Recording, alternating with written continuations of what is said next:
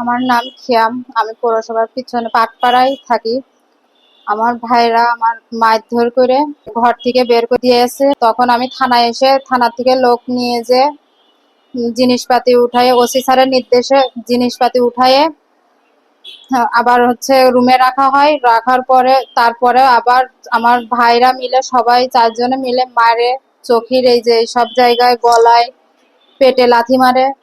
মেরে ওরা আমি যখন কান দিছি, হাউমাউ করে উঠেছি, পাড়া আশপাশে মানুষ যখন চিল্লাচিল্লি শুনেছে, তখন আমার ছোট ভাই এসে, ওই ছোট ভাই ওখানে ওই লোকজন দেখে ও চিল্লাচিল্লি করছে, করে আমি নাকি ওরে মারিছি, সেই মিথ্যা কেসে আমারে ফাঁসাতে চাচ্ছে। আমি থানায় এসেছি, থানার লোক আসছে, থানার লোক এসে ওদের দেখা করতে বলেছে। দেখা করে না পরে সন্ধ্যার সময় ওরা থানার লোক ফোন দিয়ে নিয়ে আসার পরে দারোগার সামনে হুমকি দিয়েছে যে ওদের এই বাড়ি থাকতে দেবো না, বাড়ি যেতেও দেবো না, বাড়ি উঠতেই দেবো না বলেছে। আমার বাপের বাড়ি পৈতৃক সম্পত্তি, সেখানে আমরা পাই না, সেই কথা বলে আমাদের ওই বাড়ি থাকতেও দেবে না, আমার জিনিসপাতি ফেলিয়ে দিয়েছে, প্লাস আমার গায়ে হাত তুলেছে।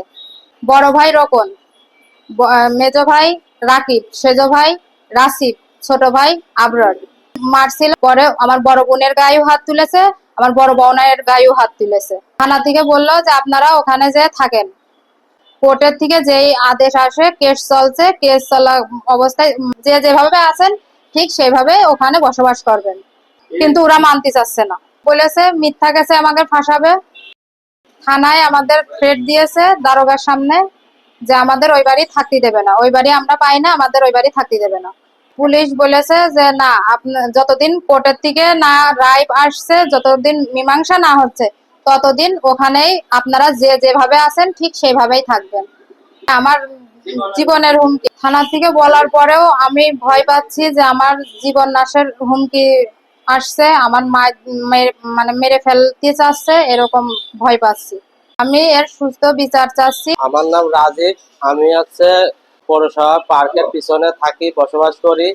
আমার সুমন্দিরা আমি বাড়ি উপস্থিত না থাকা অবস্থায় আমার বোধ ধরে বেবাদ অবস্থায় মারধর করে।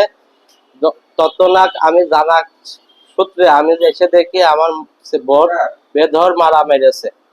এখন আমি আইনিগতভাবে পদক্ষেপ নেওয়ার পরে থানার ওসি দারোগা দিয়ে আপনার আমার স্থানীয় জায়গায় উপস্থিত হয়, দেখে যে আমার জিনিসপাতি, ঘরের জিনিসপাতি সব বের করে আমার বোর মেরে, তারপরে ওসি স্যার ডাকে থানায়, অভিযোগ দায়ের করে ওনাকে ডাকার পরেও ওনারা আসতে চায় না।